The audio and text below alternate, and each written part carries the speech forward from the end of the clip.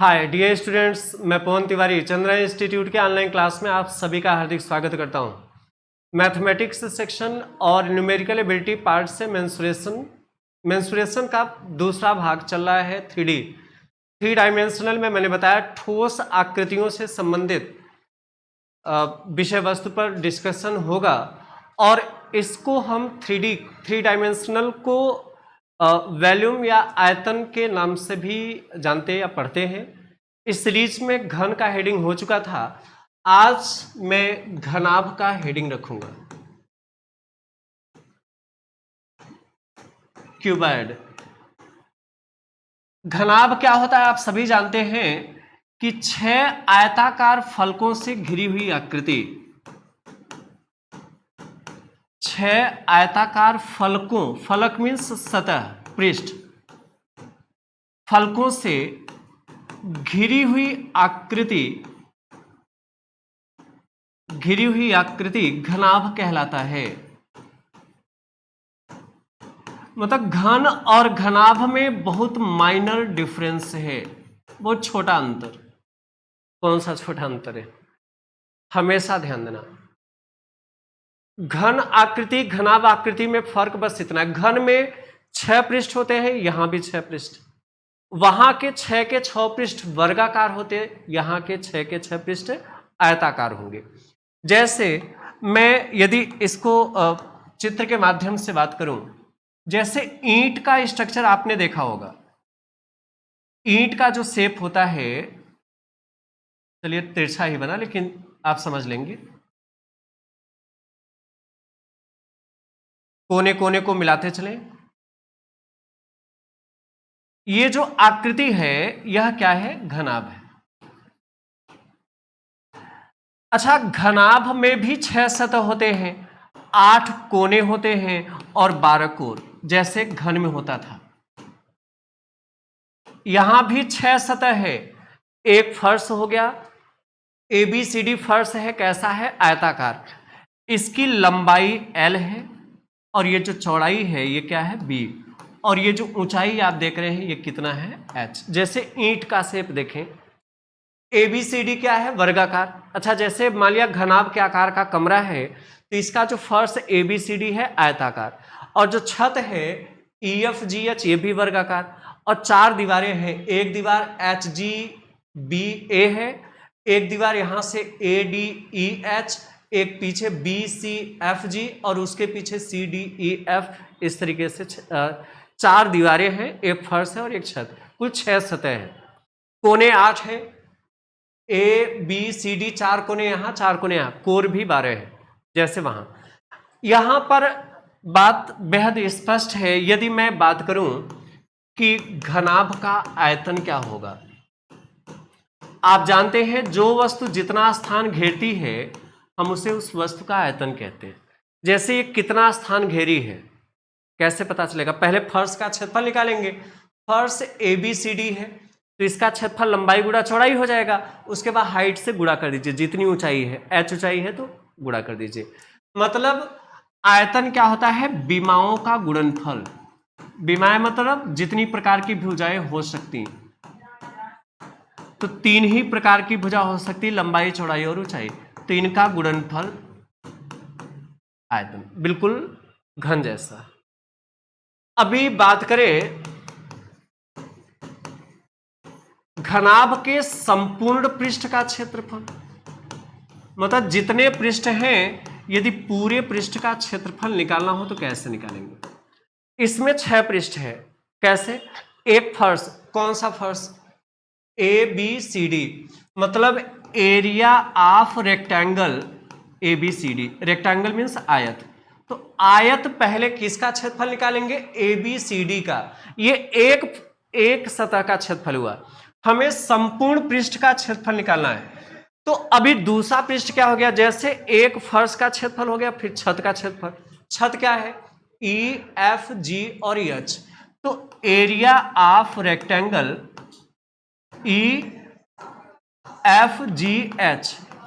अभी केवल 2 ही सतह का क्षेत्रफल आया, अभी 4 और बचे हैं, कौन कौन से, अभी तो देखिए 2 का क्षेत्रफल, एक तो फर्श ABCD का क्षेत्रफल और प्लस छत EFGH का क्षेत्रफल।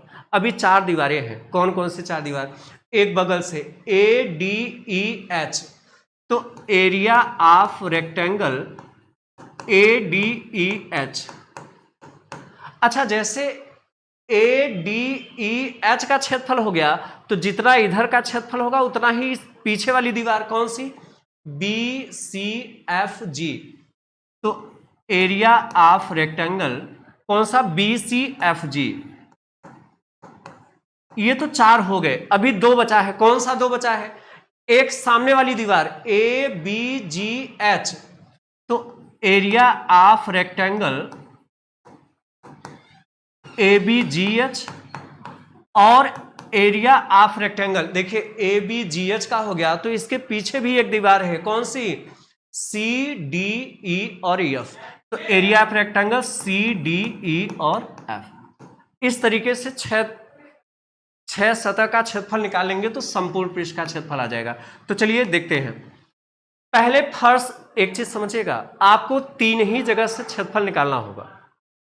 जैसे फर्श का क्षेत्रफल निकाल लेंगे तो छत का खुद ब खुद आ जाएगा। जितना क्षेत्रफल फर्श का होगा उतना ही छत का। तो फर्श ABCD है, तो ABCD का क्षेत्रफल कैसे आएगा? लंबाई गुणा चौड़ाई। तो इसकी लंबाई L है और चौड़ाई क्या है? B। तो इसका क्षेत्रफल LB हो गया। तो जो EFGH है, जो छत है, उसका भी क्षेत्रफल यही आएगा, LB। बात समझे? जितना, जैसे LB फर्श का क्षेत्रफल हो गया तो LB छत का भी। अब इधर की दीवार ADEH है, यह भी कैसा है? आयताकार। तो इसका क्षेत्रफल कैसे निकालेंगे? इसकी लंबाई B है और चौड़ाई H है, तो B का गुणा करेंगे H में, तो BH हो गया। और उतना ही BCFG का होगा, तो ये भी क्या हो गया? BH। और अब ABGH, जो सामने वाली दीवार ABGH है, ये भी आयत ही है। इस आयत का क्षेत्रफल क्या होगा? तो इसकी लंबाई L है और चौड़ाई H है। ये चौड़ाई कितना है? H। तो LH इधर क्षेत्रफल हो जाएगा और यही LH पीछे भी हो जाएगा। तो कितना हो गया? LB LB जोड़ेंगे 2LB, BH BH जोड़ेंगे 2BH और LH LH जोड़ेंगे 2LH। तो 2 कॉमन कर दीजिए, तो LB प्लस BH और प्लस LH, ये हो गया संपूर्ण पृष्ठ का क्षेत्रफल। ये तो किसी घनाभ के संपूर्ण पृष्ठ का क्षेत्रफल क्या होता है, ये मैंने ब्रैकेट में बंद कर दिया। एक एक चीजें मैंने इस पर स्पष्ट कर दिया, है ना? मतलब 3 ही जगह से क्षेत्रफल निकालिए, इसे कहते हैं पार्श्व पृष्ठ। जैसे जितना फर्श का क्षेत्रफल होगा उतना छत का। जैसे LB फर्श का तो LB छत का, 2LB हो गया। और B और गुणा H, ये किसका? देखिए ADEH का क्षेत्रफल निकालेंगे तो लंबाई B है, चौड़ाई H, तो इसका BH क्षेत्रफल हो गया, तो पीछे भी BH 2BH। और इसी तरीके से L गुणा H LH, इसका क्षेत्रफल हो गया, तो पीछे भी। तो ये बेहद स्पष्ट है। और एक अंतिम घनाभ का विकर्ण। घनाभ का विकर्ण जैसे मैंने घन में बताया था वैसे खुद सिद्ध कर लीजिएगा। यह आएगा L² प्लस B² और प्लस H²। जैसे घन का मैंने प्रूव कराया था समकोण त्रिभुज बना के, वैसे यहां पर भी आप सिद्ध कर सकते हैं। तो यही 3 कॉन्सेप्ट यहां पर चलेंगे। बात बेहद स्पष्ट है। चलिए अब इसके कुछ प्रश्न कर लेते हैं। अच्छा, एक चीज कभी कभी और पूछ लिया जाता है, कमरे के चारों दीवार का क्षेत्रफल। कोई कमरा है तो इसके चारों दीवारों का क्षेत्रफल। अच्छा, चारों दीवार का क्षेत्रफल निकालना हो तो 2 का छोड़ना पड़ेगा। किसका छोड़ना पड़ेगा? एक फर्श का, एक छत का। जैसे कमरा है तो कमरे में मैं कहूं चारों दीवार का क्षेत्रफल निकालिए, तो क्या करेंगे? आप फर्श और छत का क्षेत्रफल छोड़ देंगे। मतलब ये LB और LB ये गायब कर दें। ये फर्श का हो गया, ये छत का, तो यही बचेगा BH और प्लस BH कितना हो गया? 2BH। और LH कितना हो गया? 2LH। मतलब 4 जगह से क्षेत्रफल निकालना पड़ेगा, फर्श और छत का छोड़ना पड़ेगा। तो यहां 2L कॉमन है, तो ऐसा कर दीजिए 2 ब्रैकेट में L plus B into H, चूंकि 2 इंटू H होगा। देखिए 2H यहां भी है, 2H यहां भी है, तो मैंने 2H कॉमन कर दिया। यहां से क्या बचेगा? B, यहां से L बचेगा। मैंने ऐसा इसलिए कर दिया, 2l+b आयत का परिमाप होता है, तो परिमाप गुणा ऊंचाई, 2l+b क्या होता है, आयत का परिमाप इंटू ऊंचाई। तो ये चारों दीवारों का क्षेत्रफल, तो ये चार चीजें आप इसमें ध्यान दीजिएगा। चलिए अब मैं इस पर बनने वाले प्रश्न की बात करता हूं। पहला प्रश्न हमने लिखा, किसी घनाभ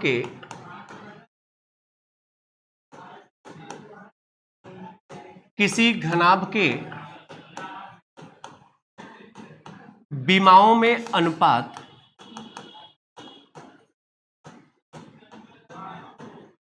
2:3:4 है।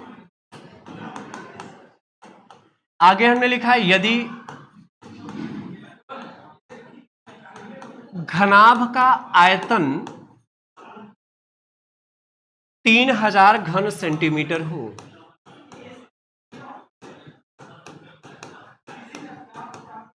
तो इसके संपूर्ण पृष्ठ का क्षेत्रफल बताइए। संपूर्ण पृष्ठ का क्षेत्रफल बताइए, यह हमारा सवाल है। और संपूर्ण पृष्ठ का क्षेत्रफल क्या होता है आप सभी जानते हैं। संपूर्ण पृष्ठ का क्षेत्रफल ये क्वेश्चन मार्क है, और ये क्या होता है आप सभी जानते हैं, क्या होता है 2lb + bh और प्लस lh, यही होता है। ये हमें निकालना है, ये क्वेश्चन मार्क है ना। तो चलिए इस पर वर्क किया जाए। अभी ध्यान देना, घनाभ की विमाओं में अनुपात 2:3:4 है ना। इसका मतलब बीमा मतलब लंबाई, चौड़ाई और ऊंचाई, मतलब लंबाई 2 होगी तो चौड़ाई 3 होगी और ऊंचाई कितनी होगी 4। तो हमने माना लंबाई 2x है, चौड़ाई ये कितना है 3x है, और जो ऊंचाई है ये कितना है 4x सेंटीमीटर है। ये सेंटीमीटर में क्यों, क्योंकि आयतन घन सेंटीमीटर में दिया है, इसका मतलब विमाएं सेंटीमीटर में होंगी। लंबाई ये x कहां से आ गया आप समझ रहे हैं, अनुपात में मसद से गुणा करने पर संख्याएं प्राप्त होती है, ये मैंने आपको बताया था, कई जगह इसका प्रयोग मैंने किया। तो लंबाई यदि 2 होगी तो चौड़ाई 3 होगी, ऊंचाई 4 होगी। तो हमने माना लंबाई 2x होगी तो चौड़ाई 3x होगी, ऊंचाई 4x। अच्छा, इसका आयतन दिया है 3000 घन सेंटीमीटर। आयतन मतलब लंबाई गुणा चौड़ाई गुणा ऊंचाई, घनाभ का आयतन यही होता है। तो लंबाई गुणा चौड़ाई गुणा ऊंचाई दिया है, ये आयतन कितना है 3000 घन सेंटीमीटर, यही है ना। तो आप बात समझ रहे हैं, लंबाई कितना है 2x गुणा चौड़ाई 3x और गुणा ऊंचाई 4x, ये बराबर कितने के हैं 3000। लंबाई 2x गुणा चौड़ाई 3x गुणा ऊंचाई 4x, तो इनका गुणनफल बराबर 3000 है। अच्छा, 2 × 6, 6 चौके 24, 24 दाहिनी तरफ भेज दीजिए, भाग हो जाएगा। यहां x गुणा x गुणा x, तो ये कितना हो गया x का क्यूब बराबर 3000/24। ये 24 कैसे, 2 × 6 चौके 24, वहां भाग हो गया, और x गुणा x गुणा x का क्यूब, तो ये कितना हुआ 24 × 24, 6 बचा 60, 24 दूना 48, 12 120, 24 पंजे 120, 125 आ गया। तो x का क्यूब बराबर 125 है, और 125 किसका क्यूब है 5 का क्यूब है, तो यहां पर मैंने 5 का क्यूब कर दिया। तो यहां से क्यूब क्यूब कैंसिल हो गया, तो x बराबर कितना आ गया 5, x बराबर 5 हो गया। अतः लंबाई कितना आ गया बताइए, अतः लंबाई कितना है, लंबाई 2x है। चलिए मैं वहीं रख देता हूं, लंबाई 2x है, तो x बराबर 5 है, ये मैंने 5 लिखा है थोड़ा, x बराबर 5 है, तो लंबाई कितना है 2x, मतलब 2 गुणा x, x का मान 5 है, तो 2 का गुणा 5 में कितना हो गया, लंबाई आ गया 10। चौड़ाई 3x है, तो 3 का गुणा x में x का मान 5 है, तो 3 का गुणा 5 में ये हो गया 15। चलिए ये थोड़ा सा मैं यहां लिख देता हूं, ये 15 आ गया, और ऊंचाई 4x है, तो 4 पंचे कितना 20, तो ये लंबाई चौड़ाई ऊंचाई मालूम हो गया। अब हमसे पूछा है संपूर्ण पृष्ठ का क्षेत्रफल,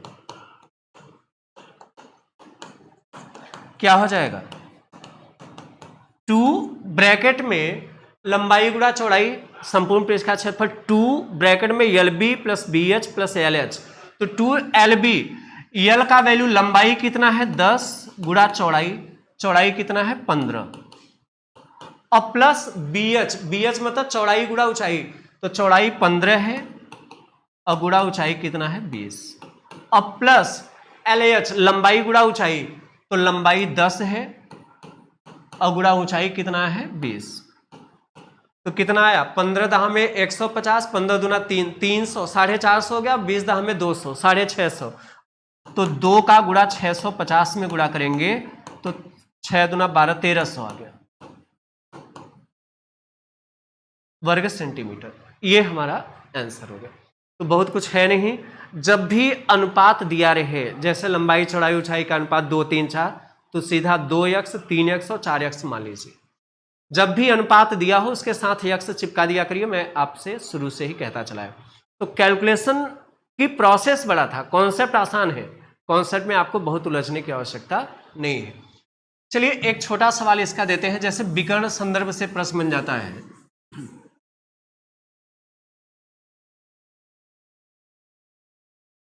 हमने लिखा कि किसी बॉक्स की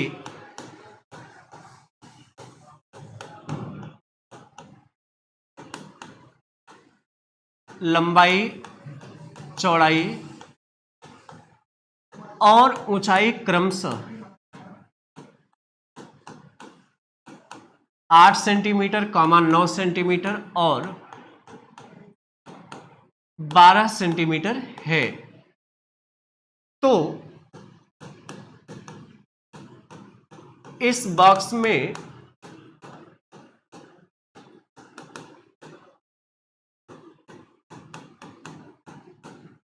रखी जा सकने वाली सबसे बड़ी पेंसिल की लंबाई बताइए।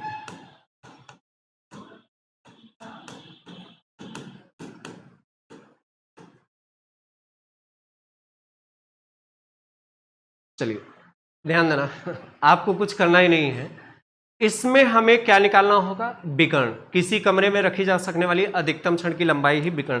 जैसे बॉक्स है उसकी लंबाई 8 सेंटीमीटर है, चौड़ाई 9 है और हाइट 12 है।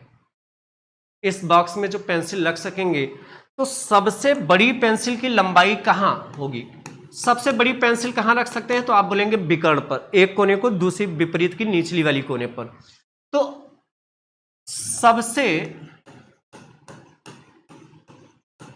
बड़ी पेंसिल जो होगी वह बॉक्स के विकर्ण के बराबर होगी। जितना बॉक्स का विकर्ण होगा, देखिए विकर्ण पर ही सबसे बड़ी पेंसिल रख सकते हैं, है ना।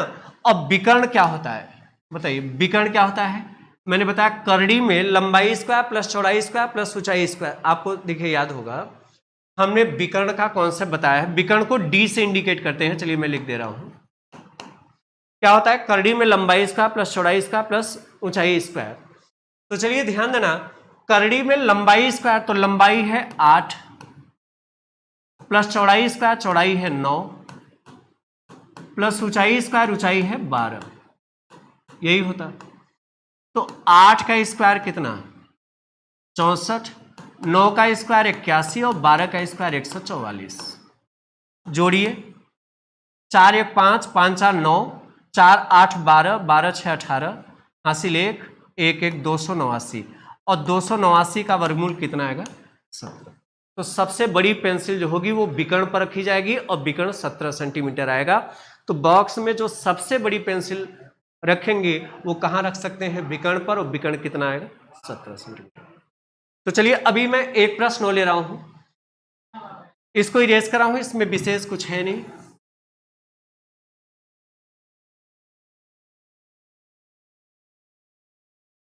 तो चलिए अभी ध्यान देना, हमने लिखा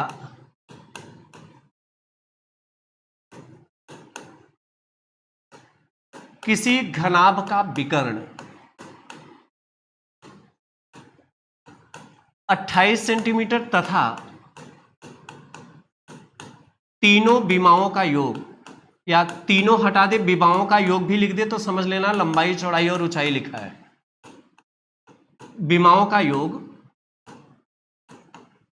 44 सेंटीमीटर है, तो इसके संपूर्ण पृष्ठ का क्षेत्रफल बताइए।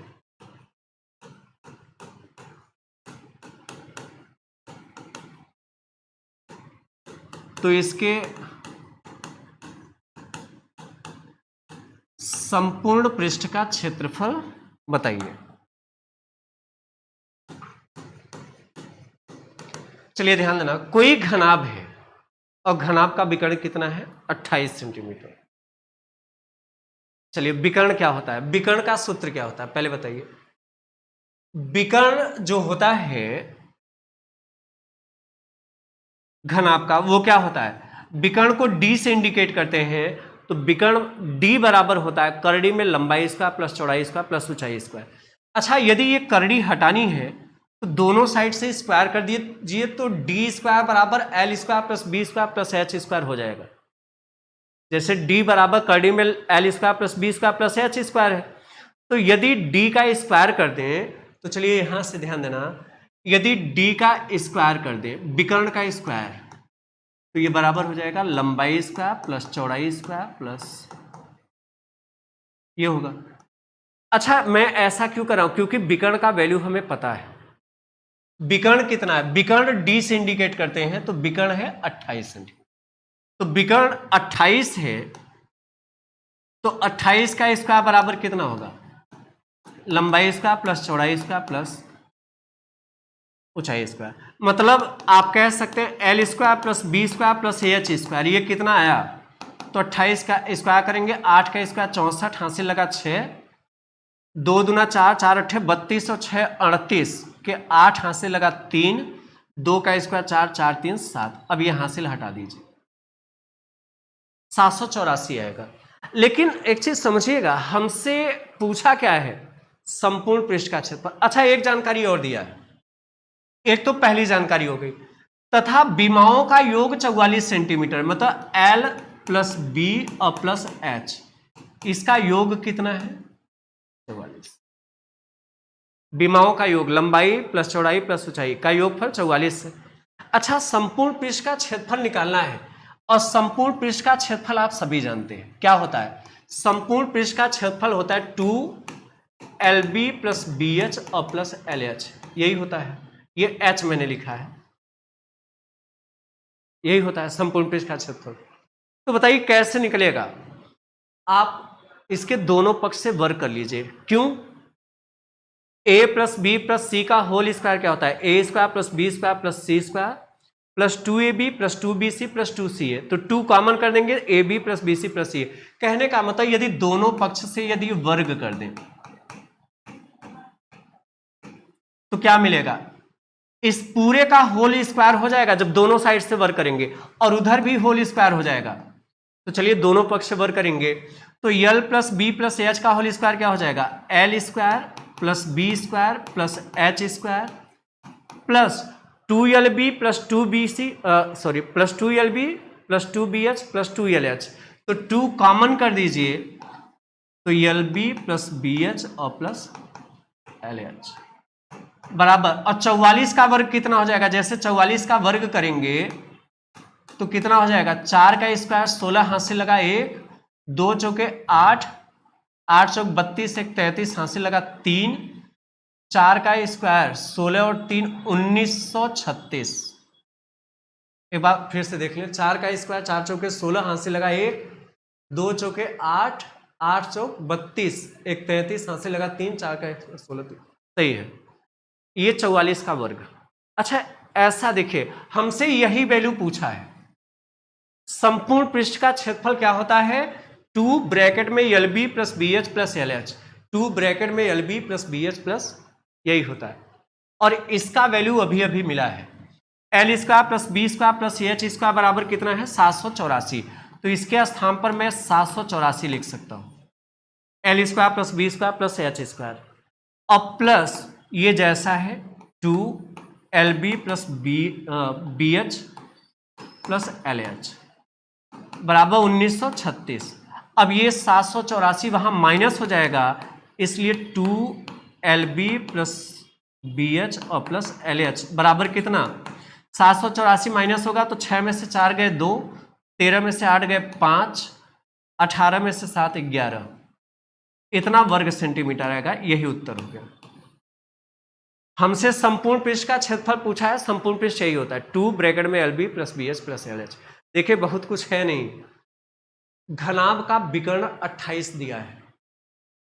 विकर्ण D बराबर होता है करड़ी में L square plus B square plus H square. तो जब D स्क्वायर कर देंगे तो करड़ी हट जाएगा, L square plus B square plus H square, और D मतलब विकर्ण दिया है 28, तो 28 का स्क्वायर बराबर इतने के, तो L square plus B square plus H square कितना हो गया, 28 का स्क्वायर 784, और तीनों विमाओं का योग दिया है L plus B plus H बराबर 44।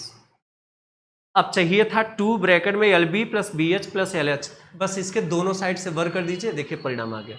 तो बहुत बड़ा नहीं है, इसमें जानकारियां स्पष्ट दी गई हैं, उन जानकारियों को हमें एकत्रित करके हल करना है। और एक बहुत पॉपुलर प्रश्न है, कई बार अलग अलग परीक्षाओं में पूछा गया, उस प्रश्न को मैं लिख रहा हूं, मैं इसको इरेज कर रहा हूं।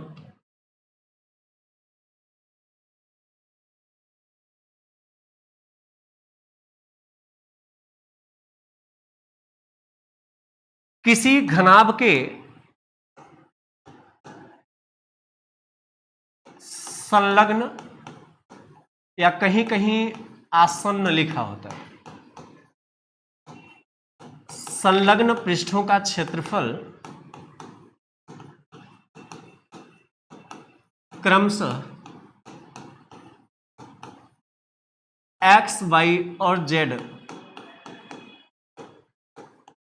वर्ग इकाई है।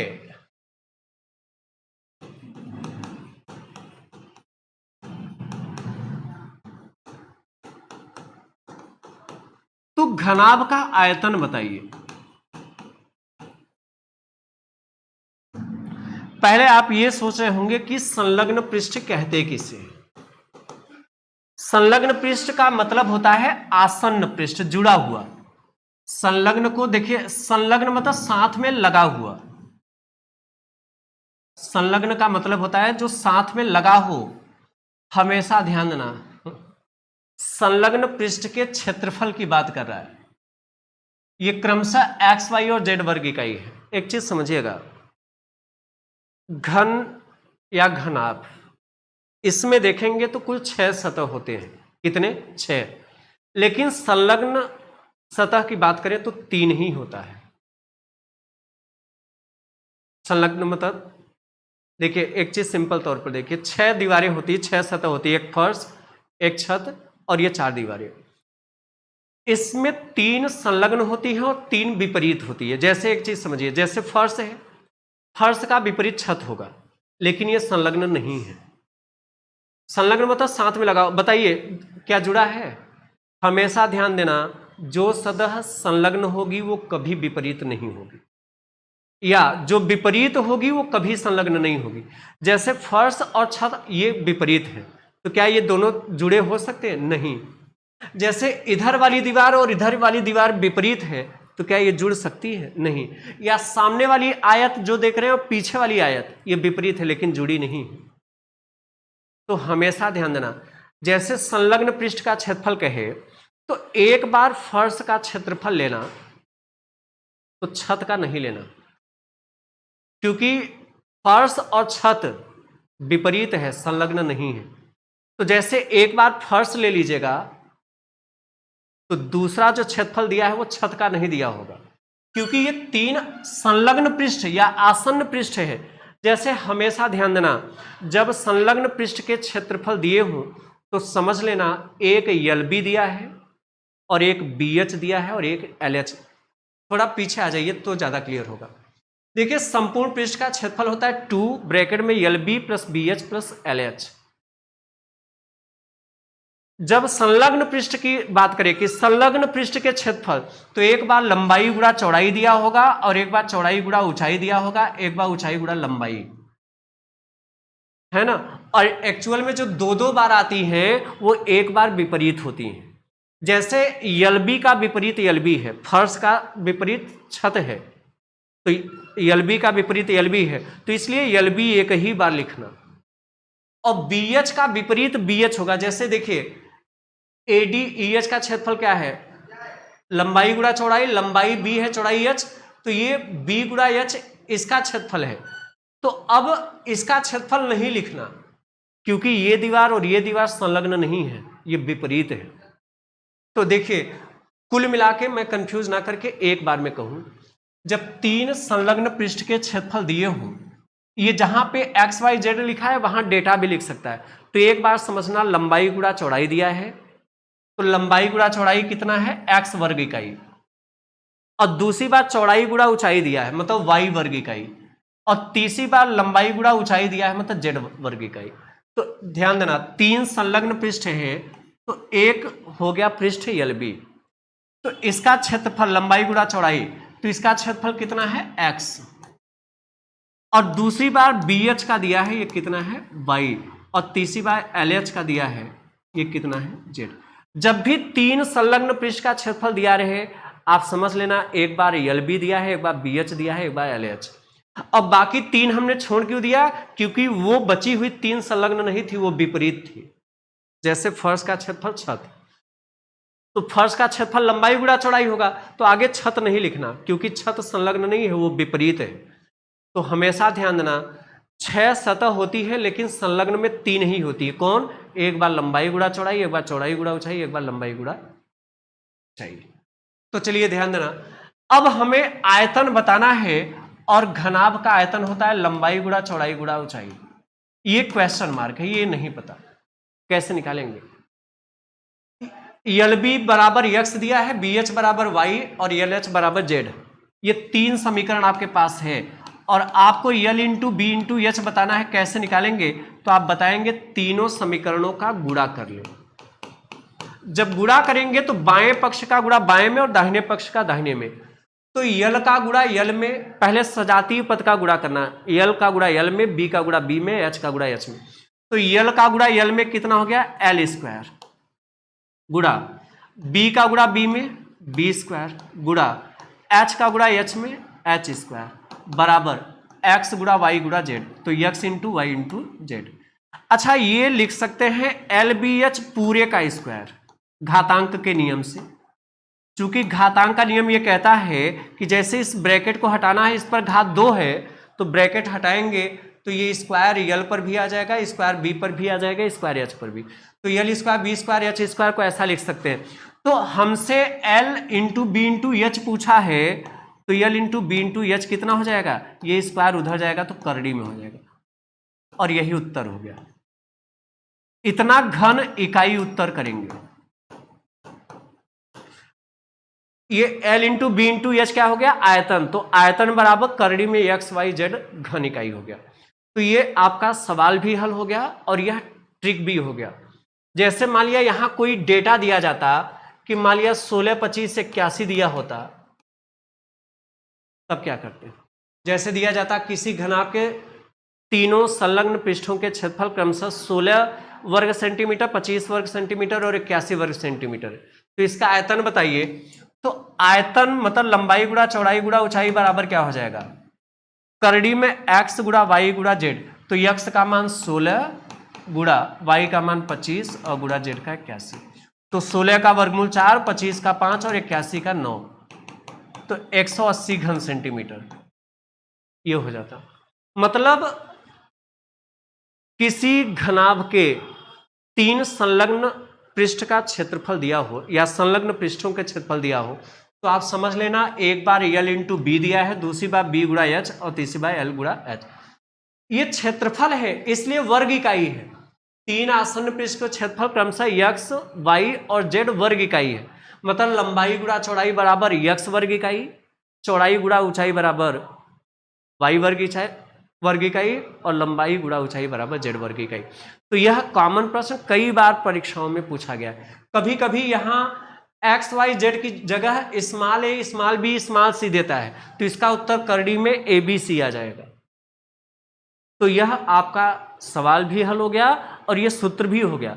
यदि कोई न्यूमेरिकल डेटा दिया हो तो सीधा रख के गुणा कर दीजिए, उत्तर आ जाएगा, है ना। तो इस बात को थोड़ा ध्यान समझिए, हालांकि लैंग्वेज टिपिकल है, बाकी ध्यान से समझें। 6 पृष्ठ होती है, 3 आसन्न होती है और 3 विपरीत। तो ये आसन्न पृष्ठ का क्षेत्रफल दिया। कौन कौन सी 3 आसन्न होती है? लंबाई गुणा चौड़ाई, चौड़ाई गुणा ऊंचाई और लंबाई गुणा ऊंचाई। अब बाकी जो 3 बचती हैं वो इसकी विपरीत होती है, बाकी जो 3 बचती हैं इसकी विपरीत, और विपरीत सतह आसन्न नहीं होती। तो इसको थोड़ा मैंने समय लगाया, लेकिन लैंग्वेज टिपिकल था इसलिए थोड़ा इसको मैंने ध्यान दिया। वैसे बड़े ध्यान से समझे होंगे तो क्लियर हो गया होगा, है ना। चलिए मैं इसको इरेज कर रहा हूं। और एक टिपिकल सवाल और इसमें जो सेंस पर टिपिकल होता है वो भी अलग अलग परीक्षाओं में कई बार रिपीट हुआ है, तो मैं उस प्रश्न को भी करा देना चाहूंगा। किसी घनाभ की विमाएं दिया हो तो समझ लेना लंबाई चौड़ाई ऊंचाई की विमाएं ए बी और सी है। संपूर्ण पृष्ठ का क्षेत्रफल एस वर्ग इकाई है, एस वर्ग इकाई, तथा आयतन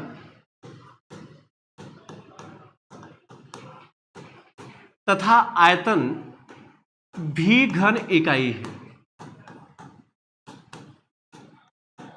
तो 1/v की वैल्यू क्या होगी? मैं इसके लिए ऑप्शन दे रहा हूं। 2/s ब्रैकेट में a plus B plus C, B option में दे रहा हूं s/2 abc, सी ऑप्शन में 2/s ब्रैकेट में 1/a plus 1/b plus 1/c, और डी में s/2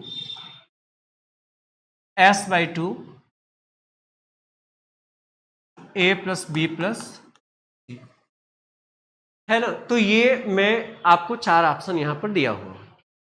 इस प्रकार के प्रश्न आते हैं तो जब नंबर डेटा नहीं देता है तो हमें लगता है बहुत कठिन सवाल पूछ लिया, तो बहुत कठिन नहीं है, बड़े ध्यान से देखिएगा। मैं इसके सॉल्यूशन पर आ रहा हूं। अब सेंस समझिएगा, उत्तर हमें जो देना है उसमें देखिए हर ऑप्शन में यस है, यस मतलब संपूर्ण पृष्ठ का क्षेत्रफल है, और एबीसी के रूप में दिया है, मतलब भुजाओं के रूप में, तीनों विमाएं एबीसी।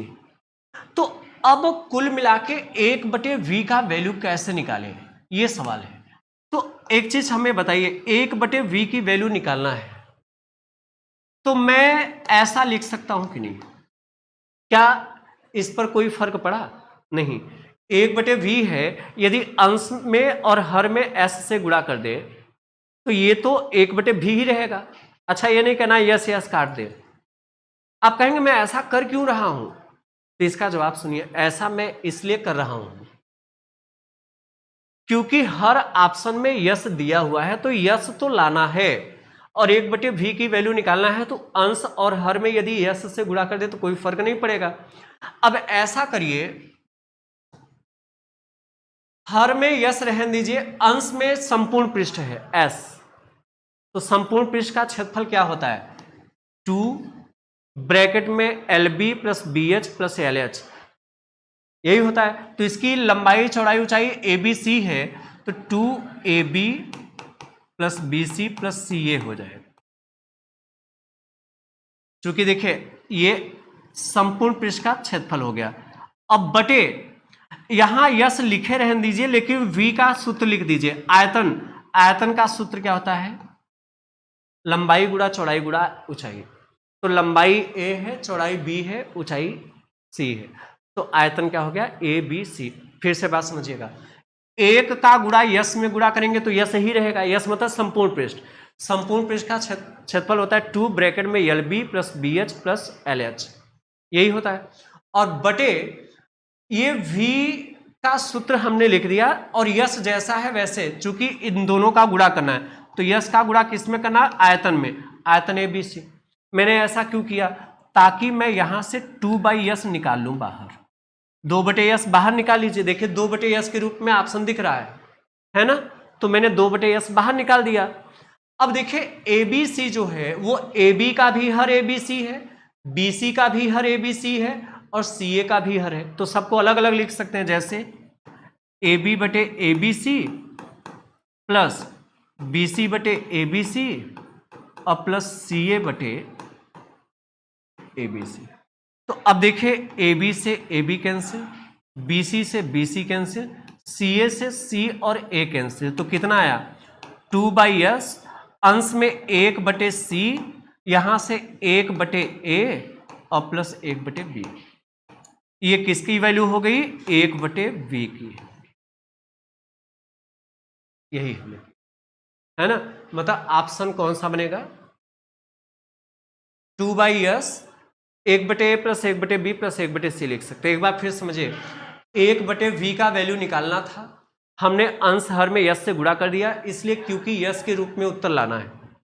अब 1 का गुणा यस में वही रहेगा, तो यस मतलब संपूर्ण पृष्ठ, संपूर्ण पृष्ठ का क्षेत्रफल 2 ब्रैकेट में LB plus BH plus LH और बटे एस को यस ही लिखा, गुणा V मतलब आयतन ABC।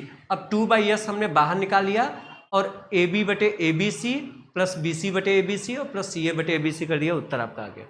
तो ऐसे सवाल ये कई बार परीक्षाओं में अलग अलग रिपीट हुआ है, इसलिए लास्ट के जो 2 प्रश्न मैंने कराए, एक ये और एक जो 3 आसन्न पृष्ठ का क्षेत्रफल, इन 2 को बिल्कुल माइंड में रखिएगा, क्योंकि ये ऐसे प्रश्न हैं जो परीक्षाओं में बराबर कई बार रिपीट हुए। तो घनाभ में इस पैटर्न के प्रश्न बनते हैं, आप इस पर अच्छे से अवलोकन किए रहिए। अगले हेडिंग को लेकर मैं नेक्स्ट क्लास में आपसे फिर से मिलूंगा। आज की क्लास फिलहाल बस इतना ही, लेकिन एक बार जाते जाते जरूर ध्यान देना, इस पूरे पार्ट को एक बार आप सभी अच्छे से रिवीजन कर लेना, खासकर लास्ट के 2 सवाल पर, है ना? बारीकी समझेंगे तो कोई बहुत दिक्कत नहीं। हमेशा ध्यान देना, घनाभ में या घन में 6 सतह होती हैं, लेकिन कोई आपसे पूछे आसन्न कितनी होती हैं, तो आप बताइए 3 आसन्न होती हैं और 3 विपरीत होती हैं,